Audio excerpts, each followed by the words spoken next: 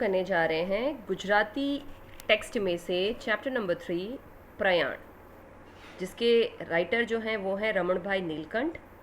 जन्म हुआ था 13/3/1868 में और उनका डेथ है जो अवसान है वो है 6/3/1928। तो सबसे पहले रमण भाई नीलकंठ कौन है, उनका जीवन परिचय हमें जानना बहुत ज़रूरी है, जिसने इस चैप्टर को लिखा है। रमण भाई મહિપત રામ નીલકંઠનું વતન અમદાવાદ હતું। તેઓ પંડિત યુગના અગ્રણી સાહિત્યકાર હતા। સાહિત્ય ઉપરાંત તેમની સમાજ સેવા નોંધપાત્ર છે। તેમણે ભદ્રભદ્ર જેવી હાસ્યની વિખ્યાત નવલકથા તથા રાઈનો પર્વત જેવું શિષ્ટ નાટક લખ્યું છે।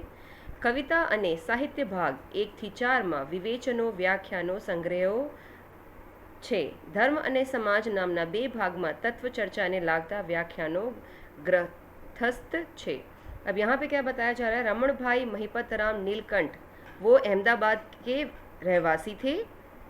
वो कब से बिलोंग करते हैं, तो पंडित युग जब शुरू हुआ था हमारे देश में उसके वो लीडर थे। साहित्यकार के पॉइंट ऑफ व्यू से वो लीड करते थे। साहित्य के अलावा उन्होंने समाज सेवा से रिलेटेड बहुत सारी चीज़ों का काम भी किया है। यहाँ पर हम जो पढ़ने जा रहे हैं, यहाँ पर एक कैरेक्टर का नाम दिया है भद्रभद्र, जो कि एक ह्यूमरस बंदा माना जाता है इस नवल कथा यानी इस नॉवल का। इसके अलावा उन्होंने राय के पर्वत जैसे डिसिप्लिन से रिलेटेड नाटक भी लिखे हैं यानी ड्रामा लिखे हैं। कविता और साहित्य में लगभग 1 से 4 उन्होंने विवेचन और व्याख्यान जो उसके डिस्क्रिप्शंस होते हैं वो भी इन्होंने लिखा है। धर्म और समाज नाम का 2 उन्होंने तत्व चर्चा तत्व means the main reasons to discuss, वो भी यहाँ पे इन्होंने लिखा है। इन शॉर्ट ये काफ़ी ज़्यादा सुलझे हुए व्यक्ति माने जाते थे। आगे देखते हैं। अखंड गुजरातीनी प्रसिद्ध हास्य नवलकथा ભદ્રભદ્રમાંથી લેવામાં આવ્યો છે। ભદ્રભદ્ર અને તેમના શિષ્ય અંબારામનું મુંબઈ જવાનું હોય છે તે ઘટનામાંથી ભદ્રભદ્રની વિચિત્રતાઓ, જૂનવાણી ખ્યાલો અને કૃત્રિમ સંસ્કૃત પ્રધાન ભાષાના પ્રયોગથી હાસ્ય નિપજે છે। લેખક ધર્મનો નામે ચાલતા દંભ ઉપર કટાક્ષ કરવા સાથે મનુષ્ય પોતાના પુરાણા ખ્યાલોમાં કેવો બંધાયેલો છે તેની घटनाओं वर्णवी छे। विचित्रता के अत्यंकितामांथी जेवुं हास्य पैदा थाय छे तेना दृष्टांत रूप आ खंड छे। ये जो चैप्टर है प्रयाण वो एक्चुअल में एक ह्यूमरस नॉवेल है जिसका नाम है भद्रभद्र। उसमें से लिया गया एक छोटा सा अंश है यानी हिस्सा है। भद्रभद्र और उनका शिष्य यानी डिसाइपल अंबाराम जिनका नाम है, वो लोग मुंबई के लिए निकलते हैं। उस समय बहुत सारी घटनाएं होती हैं जो अजीब सी सीन को वहाँ पे रिप्रेजेंट करती हैं। पुरानी सोच हो गई जिसे ऑर्थोडॉक्स थॉट कहते हैं, या फिर आर्टिफिशियल सिचुएशंस देना कि हम तो बहुत ज़्यादा अपने देश को मानने वालों में से हैं, या फिर संस्कृत लैंग्वेज को लेकर के जो वो वहाँ पे कॉन्वर्सेशंस करते हैं, बातचीत करते हैं, जिसकी वजह से वहाँ पर जो ह्यूमर पैदा होता है, मजाक पैदा होता है, डाउट पैदा होते हैं, उस पर रिलेटेड ये चैप्टर है। लेखक आगे ये बताते हैं कि धर्म को लेकर के जो लोग फालतू के नौटंकियाँ करते हैं, व्यंग करते हैं, एक दूसरे पर कटाक्ष करते हैं, और साथ के साथ इंसान की जो सोच कैसी बताई गई है नेगेटिव, कि वो मॉडर्न एज में आ गया है लेकिन उसकी सोच कभी भी पुराने समय की जाती नहीं है। तो ऐसी बहुत सारी घटनाओं का यहाँ पे वर्णन किया गया है। विचित्र है, पुराने ज़माने से जुड़ी हुई, उसकी वजह से जो हास्य पैदा होता है यानी हंसी जो यहाँ पर उत्पन्न की जाती है, बहुत सारे एग्जाम्पल्स के साथ दिए गए हैं जो हम इस चैप्टर में देखने वाले हैं। तो चलो शुरू करते हैं। बेसिकली ये चैप्टर 2 लोगों के ऊपर आधारित है। एक है भद्रभद्र और एक है उनके शिष्य अंबाराम। 2 मेन यहाँ पे कैरेक्टर्स हैं। चलो शुरू करते हैं रीडिंग। जमीने અમે સ્ટેશન પર ગયા। ઘેરથી નીકળતા ભદ્રભદ્રનો આનંદ અપાર હતો। કપાળે કંકુનો લેપ કરતા અને મને કહે કે આંબારામ, આજનો દિવસ મોટો છે। આપણે આપણા વેદ ધર્મનું રક્ષણ કરવા, આર્ય ધર્મનો જય કરવા, સનાતન ધર્મનો પ્રચાર કરવા પ્રયાણ કરીએ છીએ। રાવણનો પરાજય કરવા નીકળતા શ્રીરામની વૃત્તિ કેવી હશે? કંસના વધનું કાર્ય આરંભતા શ્રીકૃષ્ણનો ઉત્સાહ કેવો હશે? કીચકને મર્દન કરવાની યુક્તિ રચતા ભીમसेनનો ઉમંગ કેવો हशे? खाना खा के दोनों जन कहाँ के लिए निकलते हैं? स्टेशन के लिए। यहाँ रेलवे स्टेशन के बारे में बताया गया है। घर से निकलते वक्त भद्रभद्र जो थे उनके तो आनंद का कोई ठिकाना ही नहीं था। अपार मीन्स कोई भी एंड ही नहीं था, वो बहुत खुश थे। फोरहेड में उन्होंने कुमकुम का लेप लगाया हुआ था। लगाते लगाते वो अपने शिष्य आंबाराम को कहते हैं कि आज का दिन बहुत ही बड़ा दिन है हमारे लिए। क्यों? क्योंकि आज हम अपने वेद धर्म की रक्षा के लिए, आर्य धर्म की जय जयकार करने के लिए, सर्वधर्म समभाव वाली जो भावना है जिसे सनातन धर्म कहते हैं उसका प्रचार करने के लिए हम प्रयाण यानी यहाँ से आगे चल रहे हैं, हम आगे प्रोसीड कर रहे हैं। प्रयाण करना मतलब प्रस्थान करना। इसीलिए उनके लिए ये दिन कैसा था? बहुत बड़ा था। फिर वो एग्जाम्पल देते हैं कैसे कि जैसे रावण को पराजय करने के लिए यानी हराने के लिए जब श्री राम जी निकले थे अयोध्या से तो उनकी सोच कैसी रही होगी। कंस का जब वध करना था उस टाइम पे श्री कृष्ण जी जब निकले थे तो उनके मन में कितना उत्साह रहा होगा। सेम तरीके से कीचक नाम का जो बंदा था जब उसका वध करना था, मर्दन करना था, तो उस टाइम पे भीमसेन के मन में कितना अच्छा उमंग रहा होगा। इन सभी एग्जाम्पल से वो खुद की कंपैरिजन कर रहे हैं कि मेरे लिए तो बहुत बड़ा दिन आज है, मैं बहुत ज़्यादा एक्साइटेड हूँ। चकित थई मैं कहूँ अकथ्य महाराज अकथ्य। બંદ્રભદ્ર બોલી ઉઠ્યા તો મારી વૃત્તિ પણ આજ અકથ્ય છે, મારો ઉત્સાહ પણ આજ અકથ્ય છે, મારો ઉમંગ પણ આજ અકથ્ય અને અંબારામ એમ ના સમજીશ કે આગગાડી જોઈ હું તેથી જ મારી ગતિ આટલી ત્વરિત છે, મારો વેગ મારો પોતાનો વેગ તને વિદિત છે। तो आंबाराम आंसर देते हैं चकित होके, सरप्राइज होके, अकथ्य महाराज अकथ्य। अब अकथ्य का मतलब होता है जब हम चेहरे हमारे पास कोई ऐसा शब्द नहीं होता कि हम वहाँ पे क्या रिप्लाई दें, तब हम एक शब्द को जो यूज़ करते हैं उसे कहा जाता है अकथ्य। यानी जब हम शब्दों को इस्तेमाल नहीं करते। सही बोले हैं महाराज, एकदम सही। बंद्रभद्र बोल उठे, मेरी वृत्ति भी आज अकथ्य है, मैं भी सोचने समझने की शक्ति को गुम बैठा हूँ, बस मैं बहुत एक्साइटेड हूँ। मेरे उत्साह का कोई भी लिमिट नहीं है, मेरी उमंग का भी कोई लिमिट नहीं है। और अंबाराम को वो बोलते हैं कि तू ये मत समझना कि मैं आग गाड़ी में बैठने जा रहा हूँ इसलिए मेरी स्पीड इतनी ज़्यादा है, इसलिए मैं इतनी स्पीड से अपने पैरों को आगे बढ़ा रहा हूँ। वो तो हम अपने धर्म की जय जयकार करने के लिए आगे बढ़ रहे हैं, इसीलिए मेरी गति मीन्स मेरी स्पीड इतनी तेज़ है। मैं कहूँ महाराज તે દહાડે જમાલપુર દરવાજા બહાર એક શિયાળવાળાને વરુ ધારી આપણે પાછા ફર્યા હતા। તે દહાડે તો તમે મારાથી બહુ અગાડી નીકળી ગયા હતા તેવો વેગ કહો છો? બંદ્રભદ્ર ગંભીરતાથી કહ્યું, કંઈક તેવો પણ તેથી સરસ।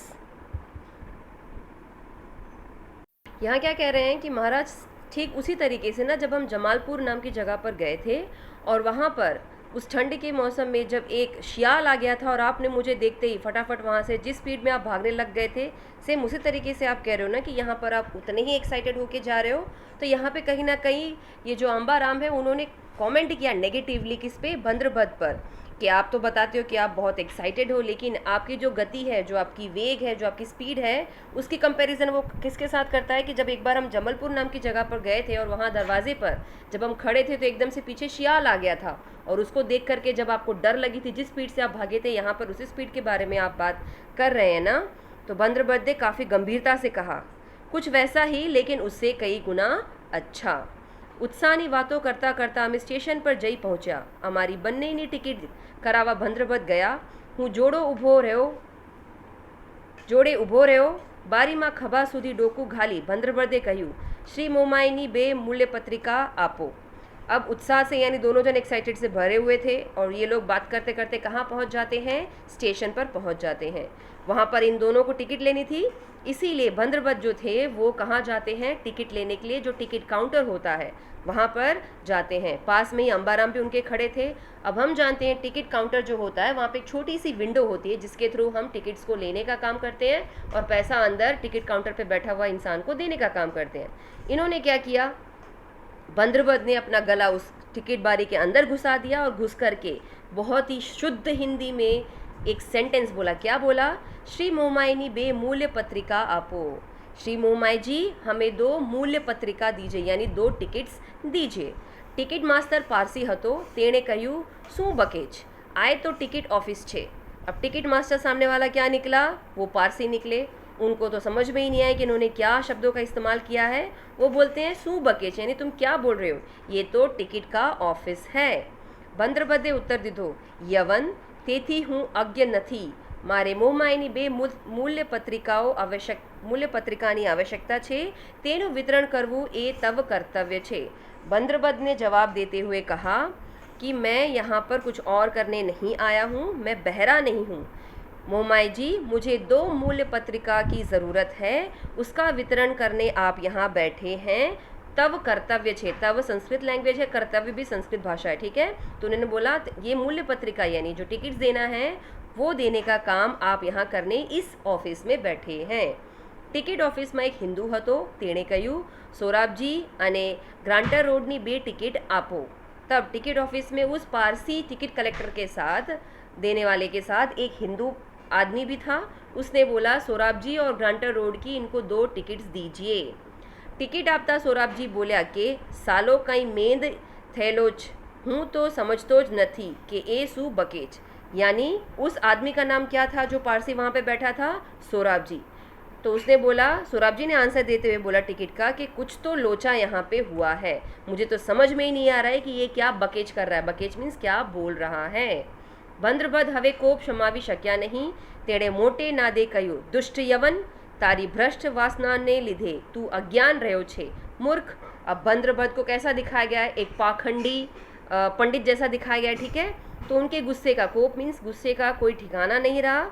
वो जोर से चिल्लाते हुए बोलते हैं, दुष्ट यवनी इंसान, तेरी बुद्धि भ्रष्ट हो गई है, तेरे पास ज्ञान रहा ही नहीं है, तू एक मूर्ख आदमी है। अगाड़ी बोलवाना बदले बंद्रबदे एकाएक डोकू बहार खेंची लीधું।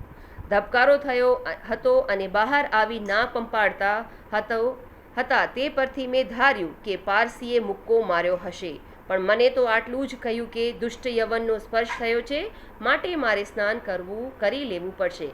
अब होता यूँ है, आंबाराम तो पास में ही खड़े थे, उनके शिष्य बंद्रबद के। उन्होंने जब अजीबोगरीब से आवाज़ सुनी तो उन्होंने फटाक से बंद्रबद को बाहर की तरफ खींचा उस टिकट काउंटर के शॉप में, दुकान, ऑफिस में से। जैसे ही वो बाहर आते हैं तो उनको अजीब से आवाज़ सुनाई दी थी। थोड़ी देर में बंद्रबद जो है वो अपने नाक को सहलाते हुए कहते हैं कि ये जो दुष्ट आदमी है इसने मुझे टच कर लिया है, अब मुझे नहाना पड़ेगा। तब उस आंबाराम को आइडिया हो गया था कि पक्का उस पारसी आदमी ने, यानी किसने? सोराबजी ने इसको नाक पे घूंसा मारा है, जिसकी वजह से ये नाक सहला रहे हैं और कह रहे हैं कि उस आदमी ने मुझे टच कर लिया है। स्पर्श करना मतलब छू लिया है। स्नान करी रहा पछी ए आगगाड़ीમાં જઈ બેઠા। ગાડી ઉપડવાને 15 મિનિટની વાર હતી, તેથી નીચે ઉતરી પાણી છાંટાવી ચોખ્ખો કરીને તે ઉપર ઊભા રહી પાણી પીધું। ગાડી ઉપડવાની તૈયારી થઈ તેવામાં 2 આદમી દોડતા દોડતા રઘવાયા। થયેલા આવી બારણું ખેંચી બૂમ પાડવા લાગ્યા કે માસ્તર આ તો બંધ છે, બારણું ઉઘાડો, બારણું ઉઘાડો। એક પોર્ટર આવી બારણું ઉઘાડી બંનેને જોશથી અંદર ધકેલી દીધા। તે બંદ્રબદ પાસે બેસી ગયા। बंद्रबदने संकोचाईने पूछ्યું, ક્યાં જશો? મુંબઈ કહ્યું એટલે જિજ્ઞાસાથી પૂછ્યું, નામ શું? પેલા 2 માના એક કચવાઈને જવાબ દીધો, મારું નામ રામશંકર અને મારા ભાઈનું નામ શિવશંકર, પણ અમારા ઘરના નામ નખોદિયો અને ઘર ખોદિયો છે। છોકરાને જીવે તેથી મા બાપ એવા નામ પાડેલા। अभी आगे क्या होता है?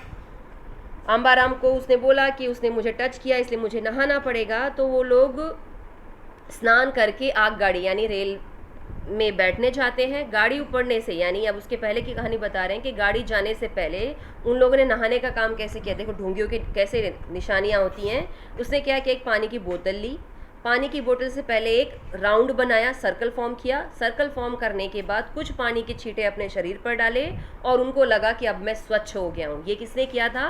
बंद्रबद ने। ये यहाँ पे पाखंड दिखाया गया कि लोग कैसे अपने आप को पाखंडी दिखाते हैं। अब गाड़ी चालू होने वाली थी तो उन्होंने चौका करने के बाद, यानी सर्कल बनाने के बाद, खुद के ऊपर पानी डालने के बाद वो पानी पीते हैं और फटाक से भागने की तैयारी करते हैं कि चलो हम जा कर के उस रेल में चढ़ जाएं। ये लोग तो चढ़ गए थे अंदर। उतने में कुछ लोग भागते भागते आते हैं।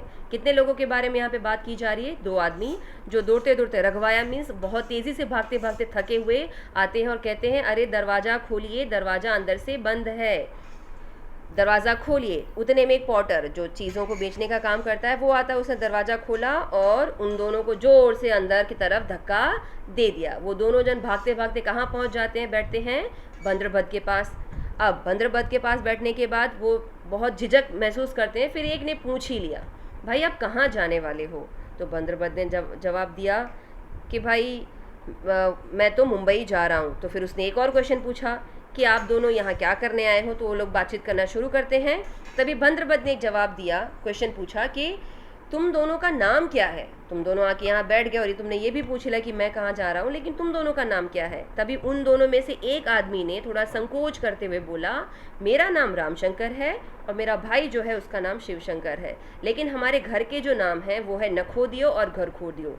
क्यों नखोदियो घर खोदियो? क्योंकि माँ बाप अपने बच्चों के कारनामों की वजह से जब परेशान हो जाते थे तो उनको अजीबो गरीब सा निक नेम देते थे। इसी वजह से माँ बाप ने इनका नाम घर खोदियो और नखोदियो रखा था। एक उतारी बोल्यो के वहम एम कई साकरा जीवे छे? बीजो उतारी बोली उठ्यो, अमारा गामना शंभु पुराणोनी भाणेज वल्भो मुंबई जई अंग्रेजी भणी આવ્યો છે। તે તો કહે છે કે એ તો સુધરવાળાઓએ અંગ્રેજ લોકોની દેખાદેખી શાસ્ત્ર જોયા વિના વહેમ કરી કહાડ્યું છે। શાસ્ત્રમાં તો લખ્યું છે કે આપણા શરીરમાં નાકસમાં કઠોડા મળે છે, તેના જેવા કોઠા છે, તેમાં વચ્ચે કમરખ જેવી દાબડી છે, તેમાં પ્રાણવાયુ ભરેલો છે। આવા હલકા નામ બોલીએ ત્યારે કમરખ આસપાસ કોઠામાંથી પિત્ત નીકળે એટલે આયુષ્ય વધે। કમરખામાંથી પ્રાણવાયુની ધાર છૂટે તે જીભને વળગી બહાર ઝરે, તેથી જોડું પીલું પિત્ત છૂટ્યું જાય, જેથી જોર નરમ પડે એટલે આયુષ્ય વધે। તેથી એ કાંઈ વહેમ નથી, ખરી વાત, ઘણાએ અજમાવી જોયેલું છે। तभी वहाँ पे उस बॉगी में ट्रेन के जो कोच थे उसमें काफ़ी ज़्यादा और भी लोग बैठे थे। उसमें से एक आदमी ने जवाब दिया, ये कैसा नाम है? अब बच्चे बदमाशियाँ करेंगे तो क्या घर खोदियो और न खोदियो नाम रखा जाएगा? तो वहाँ पे बैठा हुआ दूसरा जो पैसेंजर था उसने जवाब दिया, अरे हमारे गांव में शंभू नाम का एक आदमी था जिसका बेटा, भाणेज मीन्स जो भतीजा होता है, वो मुंबई पढ़ाई करने गया था। अब वहाँ पढ़ने के बाद उसने इंग्लिश मीडियम में एजुकेशन ली। उसने बोला कि भाई अंग्रेजी लोग जो थे उनका नाम आप देखो कैसा अजीबो गरीब सा होता था, तो क्या वो लोग ने भी वहम कर करके अपने बच्चों के नाम ऐसे रखे होंगे? शास्त्रों में ऐसा लिखा गया है। अब वो हमारे बॉडी के फिजिकल अपीयरेंस के बारे में बात कर रहे हैं कि हमारे बॉडी में लंग्स होते हैं, हाँ, एक ट्रकिया होता है, विंड पाइप होता है, जहाँ पे हम जब सांस लेते हैं तो अंदर की जितनी भी गैस है वो निकलती है in a form of carbon dioxide वगैरह वगैरह। तो यहाँ पे वो सारी चीज़ें एक्सप्लेन करते हैं, कहते हैं अगर नाम अजीबो गरीब से होगा तो हम गहरी सांस लेंगे और वो गहरी सांस पूरे बॉडी में अच्छे से फैलेगी, और फिर जब हम रिलीज़ करते हैं तो उसके साथ साथ पित्त यानी जो भी डर्ट है वो बॉडी में से निकलने का काम करता है। इसीलिए लोगों ने पुराने ज़माने में अजीबो गरीब से नाम रखना ज़रूरी समझा था। तो यहाँ पे आप तर्क देखिए, इन लोगों के तर्क देखिए कैसे बताए जा रहे हैं कि ये जो बंद्रभद हो गए या फिर घर खोदे न खोदे हो गए, इन लोगों के नाम अजीबो गरीब इसीलिए रखे जाते थे ताकि उस वर्ड को बोलते वक्त हम मैक्सिमम अपने बॉडी के पार्ट्स को यूटिलाइज करें, जिससे जो भी बॉडी के अंदर डर्ट है इन फॉर्म ऑफ पित्त, यहाँ पे एक शब्द दिया गया पित्त, वो निकलेगा, जिससे बॉडी नरम पड़ेगी, लंग्स बहुत ज़्यादा अच्छे हो जाएंगे और जिससे हमारी जो लाइफ है, इंसान की जो उम्र है वो बड़ी हो जाएगी। ये कोई डाउट वाली यानी वहम करने वाली बात नहीं है। काफ़ी लोगों ने इसको आजमाया है, इसी वजह से इन लड़कों का नाम उनके माँ बाप ने घर खोदियो और न खोदियो रखा था। तो ये था आपका चैप्टर बंद्रभद में से लिया गया प्रयाण। अब इसके कुछ मीनिंग्स दिए हैं वो हम फटाफट देख लेते हैं। प्रयाण करूँ मतलब प्रस्थान करना, त्वरित मीन्स तुरंत, अज्ञ मीन्स अजाने इंसान, वहम मीन्स शंका करना या डाउट करना, नाद का मतलब स्वर या आवाज़, मर्दन मीन्स चिपकाना, उमंग का मतलब उत्साह, विविध यानी जानकार होना जिसको हम जानते हैं, ठीक है। मोमाई यानी मुंबई नगरी में से जो कृत्रिम नाम मिलता है, यहाँ पे हम जब रिस्पेक्ट वर्ड यूज़ करते हैं ना, टुडे इन इंग्लिश लैंग्वेज हम we are using respected sir और मैडम वॉट एवर, तो पुराने ज़माने में उसे मोमाई कहा जाता था। मूल्य पत्रिका का मतलब बताया जाता है टिकट, कर्तव्य का मतलब है फ़र्ज़, कोप का मतलब है गुस्सा, मेद का मतलब होता है गधा या पागल। अब यहाँ पे कुछ तड़पदा शब्द हैं, देख लेते हैं। मोटो मीन्स बड़े, अगाड़ी मीन्स आगे, आए मतलब यहाँ, सोकरा मतलब छोकरा यानी बच्चे, दावड़ी मीन्स छोटी सी डिब्बी, से मतलब छः, युवान मीन्स यूनान देशनो वासी या फिर विदेशी कह सकते हैं, बकेश मतलब बोलना, तव मीन्स आपका यानी तमारू, कमरख यानी एक आर्टिफिशियल फ्रूट। विरोधी शब्द है रक्षण तो भक्षण। रूढ़ी प्रयोग दिया गया है रघवाया थवु बहुज उतावड़ा थई जवु। जैसे कि आपने सेंटेंस में देखा होगा कि दो लड़के भागते भागते रघवाया आता आता यानी बहुत तेज भागते भागते, जो बहुत ज़्यादा जल्दी में थे। शब्द समूह माटे एक शब्द यहाँ पे देख लेते हैं, कहीं ना शकाय तेवु, जो हमने स्टार्टिंग में पढ़ा था अकथ्य। कई बार हम बहुत से समय में हम बोल नहीं पाते हैं तो हम एक ही शब्द बोल सकते हैं अकथ्य। आगती चालती गाड़ी, आग से चलने वाली गाड़ी यानी आग गाड़ी। जाड़वानी इच्छा मतलब जिज्ञासा, जो कि एक हिंदी शब्द भी माना जाता है। तो ये था आपका चैप्टर प्रयाण। आई होप आपको अच्छे से समझ में आ गया होगा।